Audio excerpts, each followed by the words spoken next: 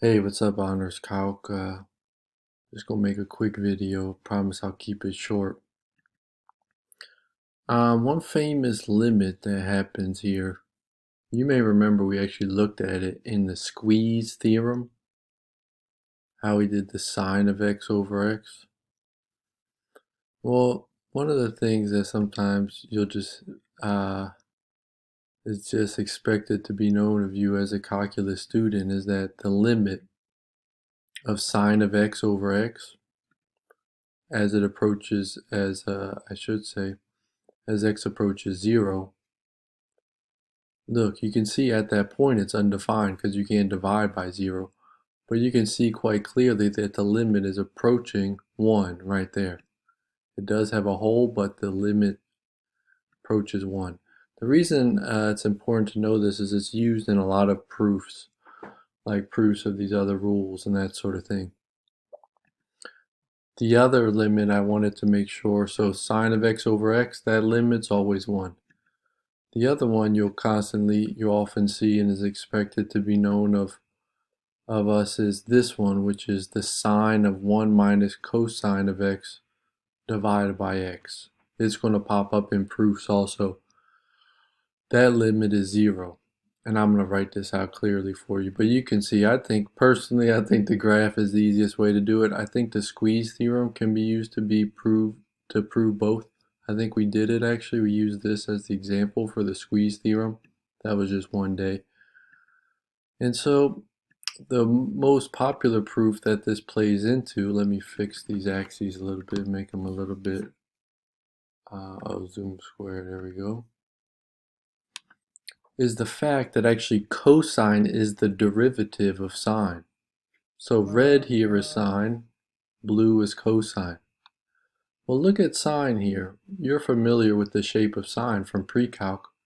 The slope here, basically here is where it gets steepest, and it's a slope of 1. Look, you can see. Look at the squares. It's going up 1 over 1, up 1 over 1. And look, what's the value of cosine at 0? It is 1. As it continues, sine, look here, it gets flat right here at pi over 2 radians, right? That's where it flattens out and the slope is 0. Check it out. What is cosine at pi over 2? It is 0. So in fact, actually, that'll be true. If I pick anywhere here, like for instance here when sine gets its most steep negative, you can see from our squares it's basically going down 1 over 1, down 1 over 1 at that point. Look at what cosine is, -1. So the derivative of sine is indeed cosine, which is quite nice for finding derivatives. And similarly, the derivative of cosine is not sine, but it's negative sine. So if you ever take the derivative of sine or end up with a situation where you're finding the rate of change of sine, cosine is its derivative or rate of change or slope of a tangent. For cosine, its derivative is negative sine.